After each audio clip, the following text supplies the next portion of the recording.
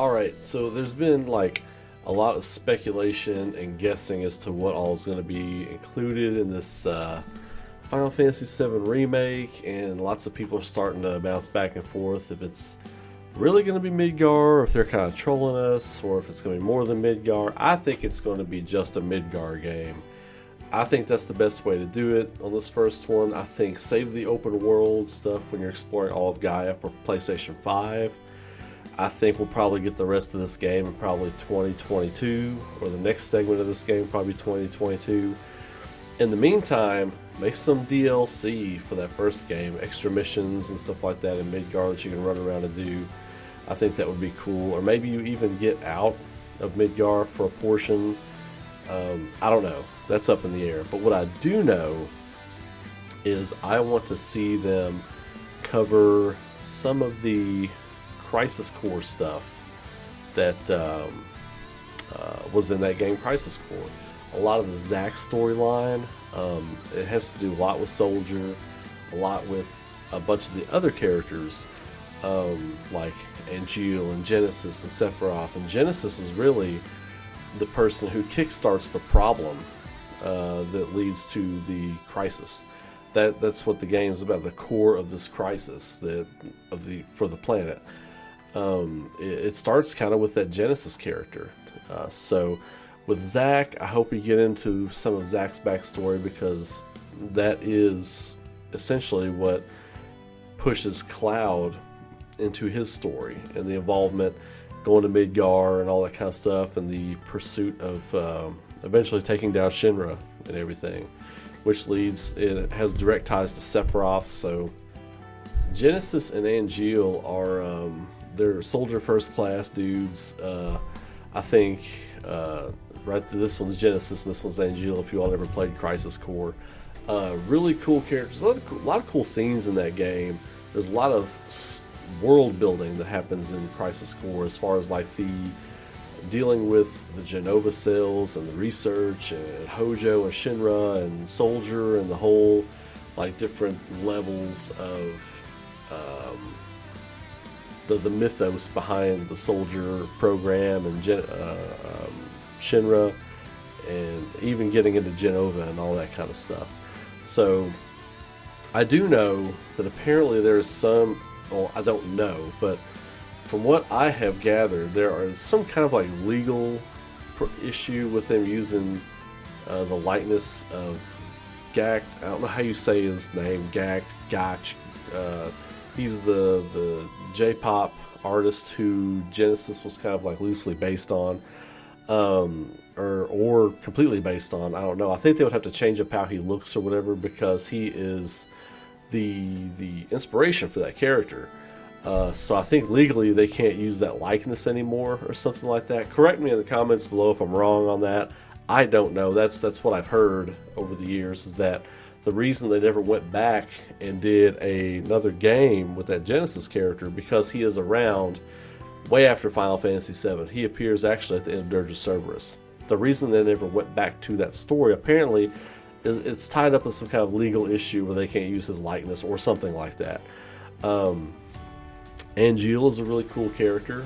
And for those that don't know, Sephiroth he's famously depicted with that one wing, that one black wing, which you never see in the games, the Final Fantasy VII game, but they do use it in the key art for the Final Fantasy VII Remake, so apparently that's going to be a thing. Genesis has the other wing. He is, I don't know if there's supposed to be two parts of the same whole from the experiment or whatever, but he has the other wing. So this is the ending of Dirge of Cerberus, which takes place I think it's a year after Final Fantasy VII, the events of Final Fantasy VII. So this is the ending to that game. If you've never seen it, it's a fun game. People panned it. But they were clearly setting up Genesis to be a big bad in this universe. So this is him, and this is Gach, however you pronounce his name. Again, I'm probably butchering it. I have no idea how you say it, but this is him actually playing this Genesis character in this scene. And I think Dirge of Cerberus, does it take place after Advent Children? think it might take place after Advent Children. So this is all after Advent Children. Again, correct me if I'm wrong, but I think that's accurate. I think it's 2 years after Final Fantasy VII, a year after Advent Children. Because I think Advent Children takes place like, I don't know, I'd have to look up the timeline again. But this is the Genesis character. It is not yet time for slumber.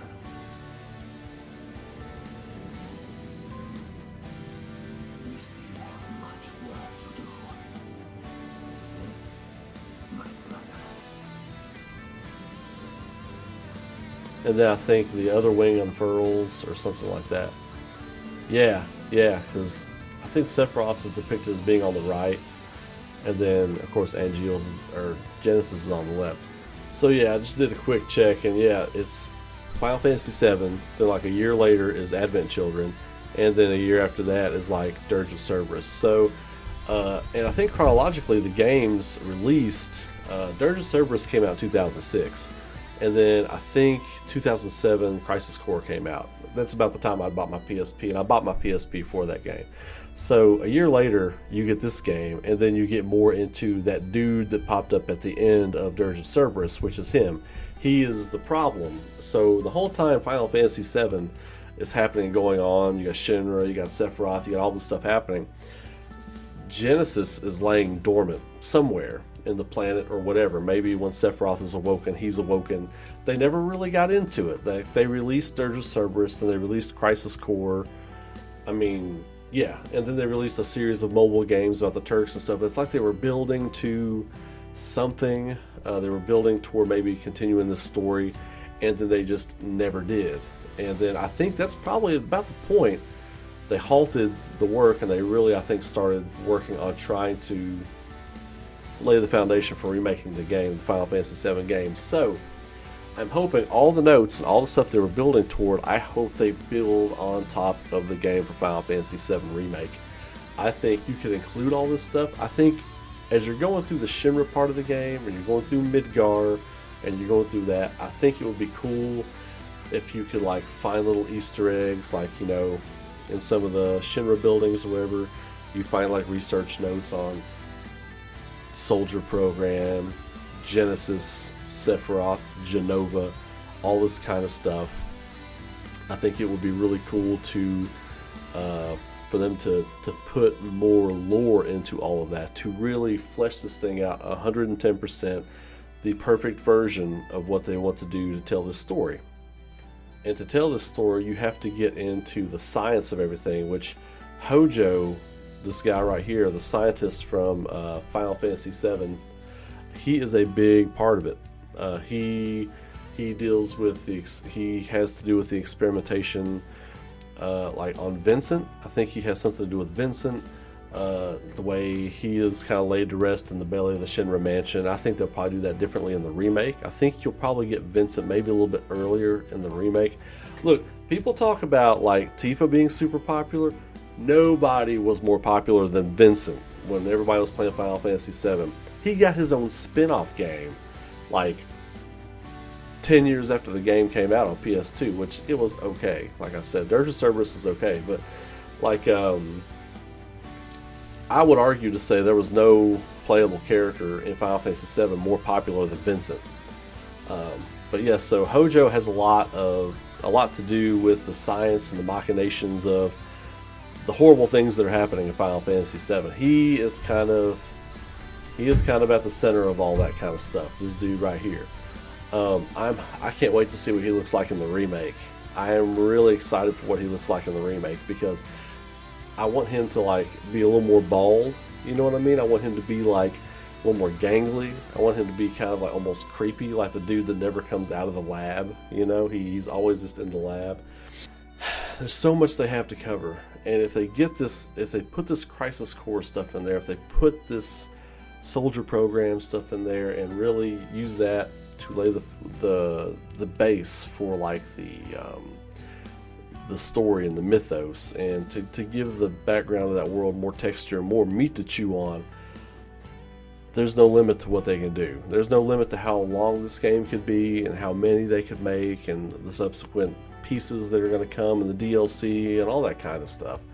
So I mean, And then when it shows the soldier in the new trailer for the remake, this dude right here, like when it shows him, like he looks crazy. Like he looks like he's ready to do some crazy stuff. And it's cool too because he's got a lot of the soldier, the pauldrons, the armor, even the sword. Like right here, it's the same sword that Zack has at the beginning of Crisis Core before he gets the Buster Sword from Angeal. There's one big thing from the E3 trailer that really struck me. It was, and I know it's not the most recent trailer, but it's something I haven't really talked about, I don't believe. Zack is going to be an integral motivation for Cloud in this remake. And the reason being, because the scene where Sephiroth is talking to Cloud, he is directly mocking Zack's dying words to Cloud. Right here. Cloud, I have a favor to ask of you. Run away. You have to leave. Right here. You have to leave. That's Zack's dying words to Cloud. This scene right here in Crisis Core is the scene where Zack tells Cloud, you know, you have to live. You're my living legacy. That's what you're going to be.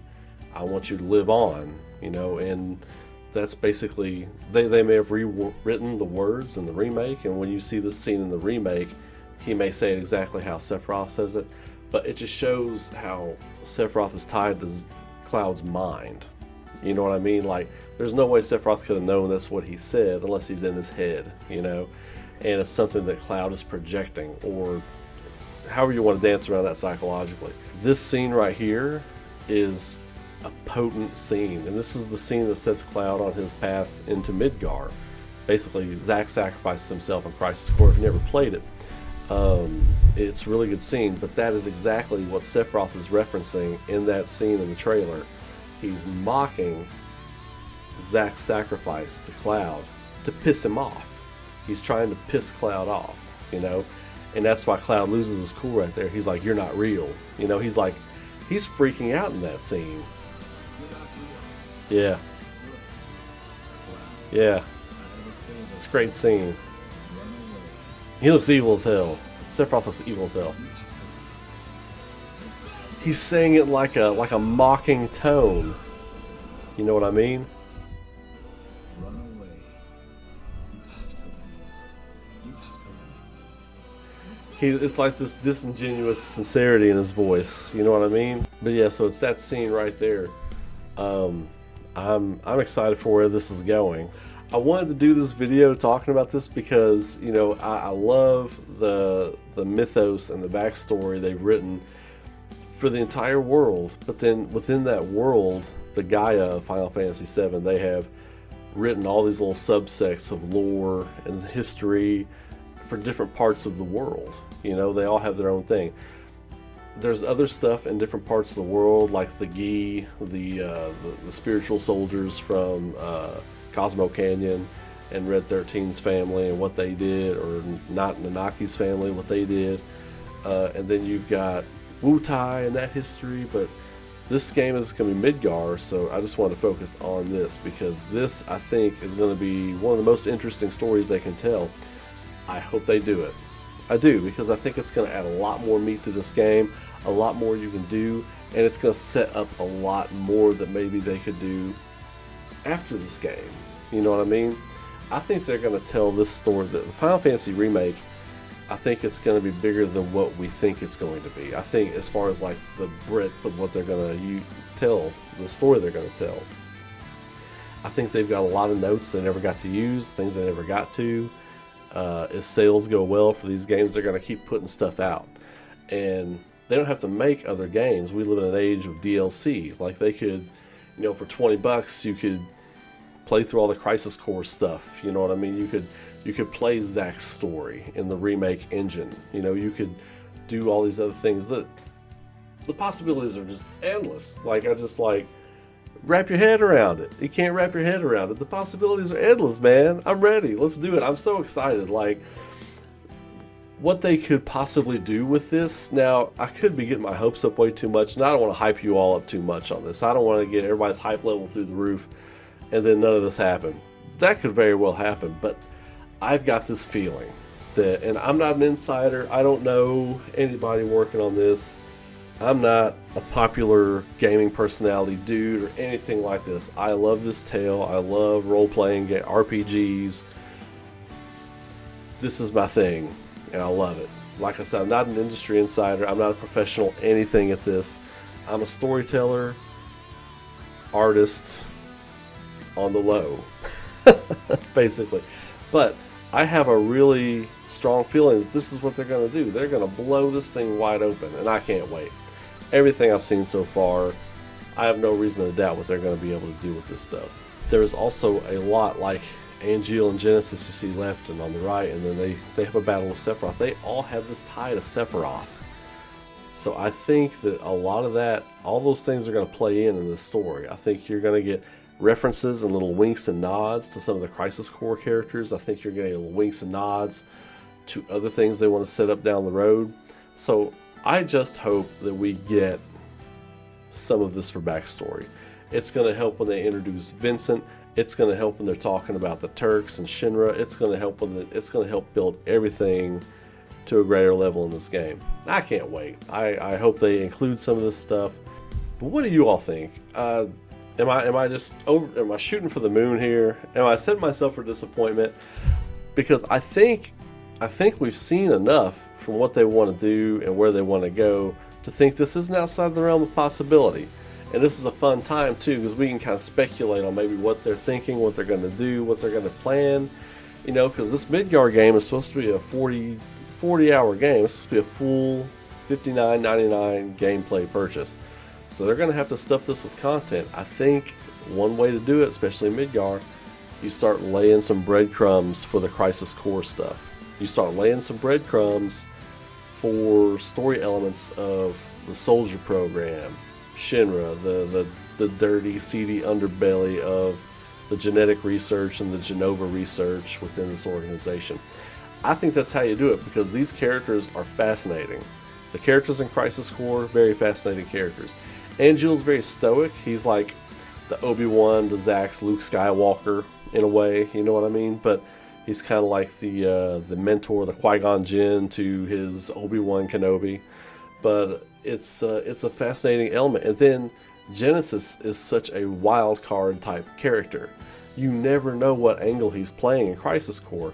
And I think he would be a great character to have kind of always in the background in the story. So I wish they had done more with him. I wish they would have pursued the plans that they had for this character and for the future of this franchise being Final Fantasy VII. But maybe they stopped all that in 2008, 2009 because they knew this is the direction they were going. So anyway, I'm going to leave it at that. I just wanted to drop that on you all tonight. I was really wanting to get this video out and talk about it. So it's out there now. Let me know what you all think, and I appreciate you all checking me out. If you liked it, please hit it with a sub. I always look for those subscribers, trying to grow this channel. I appreciate it. I want to do more videos like this, so drop a like, drop a comment. Let me know what you all are thinking. I'd like to talk with you all about it, because it's fun talking with you all in the comments. As you all know, I try to get back with all the comments as best I can. I just love talking to the community about this. It's fun. It's a fun time to be a fan of this, and I'm excited. So like, comment, subscribe, share it. Tell other people about the video if you're into it. And I've got some more of these planned in the works, and I want to get to them.